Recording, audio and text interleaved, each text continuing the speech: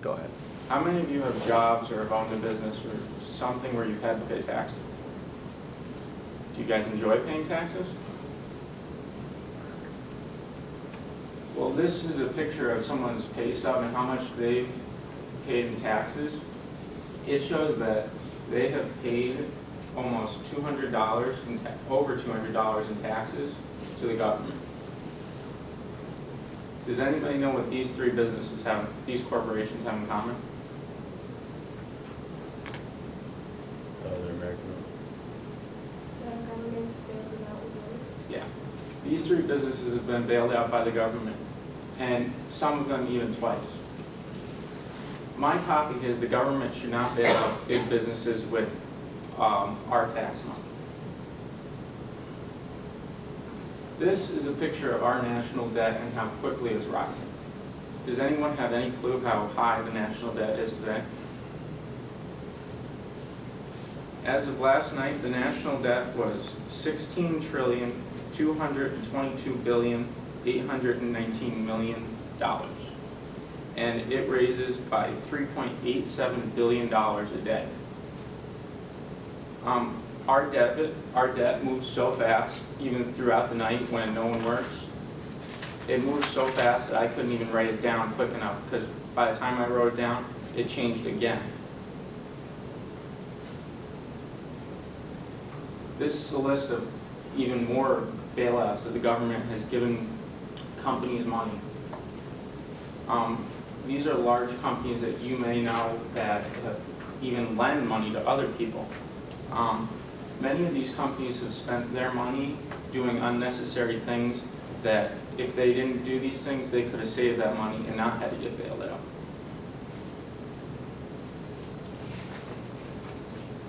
Small businesses need help too. When a small business is in trouble, they can't just fly down to the government and say, I need money. They go to a bank, and then the bank usually declines them because they can't give out the money or they don't feel like giving out the money. Over 50% of small businesses fail within the first 5 years because of high taxes and they don't have enough capital to support their business.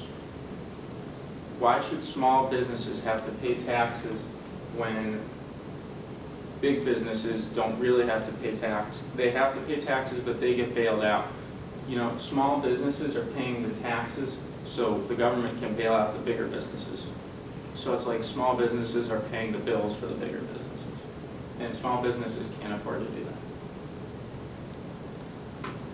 I'm focusing on a couple of bailouts. General Motors is one of the bailouts that the government chose to bail out. $49.5 billion is how much the government gave General Motors to help them get bailed out. General Motors has paid this back through money and shares of their company. The government owns 500 million shares of General Motors, which ends up being around 26% of General Motors company. And this is a picture of, that is the normal General Motors, and somebody put Government Motors instead of General Motors underneath it to show that the government owns part of General Motors. How do you guys think that the president of General Motors went to Washington, D.C. to ask the president for money to get bailed out? Any guesses? He flew down to Washington on a private jet owned by General Motors. General Motors owns 7 private jets, adding up to $250 million, which is totally unnecessary because anyone in any other business would hop on a normal plane and fly down.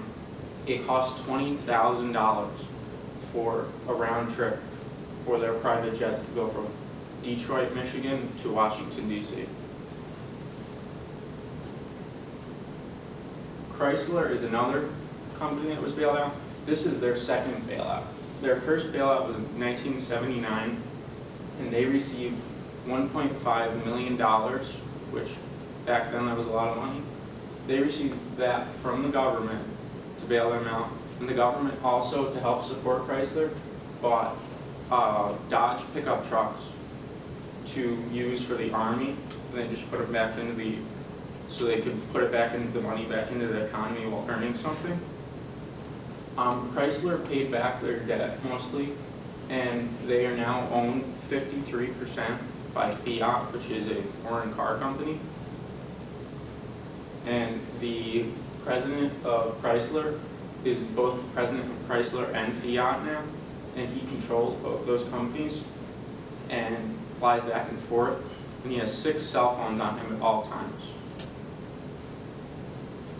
The government, up until recently, owned 6% of Chrysler, until Fiat bought the last 6% back from the government.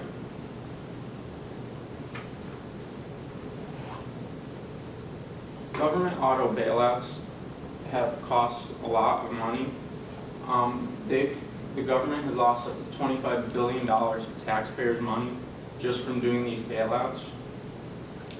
The government was banking on the fact that they were going to have earned interest till 2017 on the money they lent the businesses, but they didn't expect that the businesses would pay it back. And when they paid it back in 2010 and recently, they took a major hit because they were relying on the interest that they were going to receive. Obama in 2009, he promised people that bought GM, General Motors and Chrysler cars that they would receive warranty if these businesses were to go out of business. So it's pretty much like he's just supporting these businesses, and they don't have to worry about anything, and they can just do whatever they want.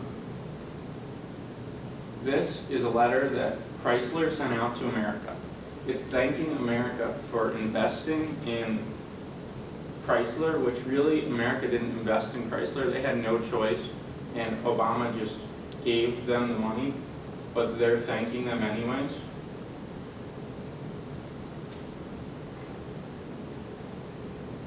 And this is a cartoon of how corporate giants are taking advantage of small businesses, and the government's taking advantage of the small businesses, taking their money to support the corporate giants. And in conclusion, Congress feels that companies are too big to fail. That's what Obama said one time. He said that they were too big to fail, so he's going to do anything in his power to keep them alive. And that's like telling a small business that it's okay to fail because they're small, so it's fine. But really, it's not fine. You know, the small businesses need help too. They can't afford to pay these taxes when the government's just handing out money to General Motors.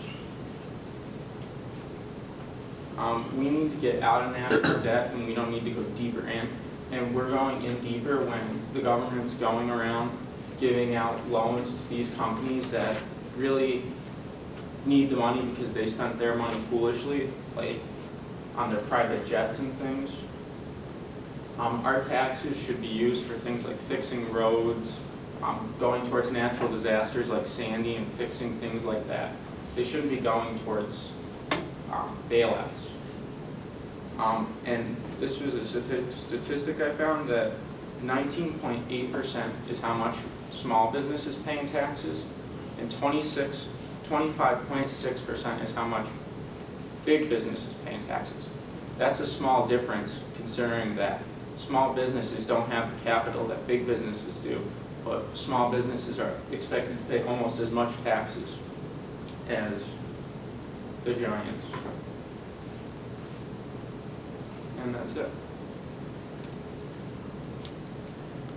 The debt, it's such a staggering number, it literally is incomprehensible. I mean, I think I gave you the example how much $10 billion was if you spend it every second. Well, this is what's happening with that debt. How do we sustain it? Is there any, in your research, did you come across any? How do we stop the debt? Yeah, I mean, how do you? Well, giving money like this to bailouts is not a way to stop the debt. It's making it worse. We lost $25 billion that could have went towards paying the debt off in this bailout. It's not economical to do stuff like that. We can't lose that money because we just keep going further and further into debt. Any other questions? Thank you.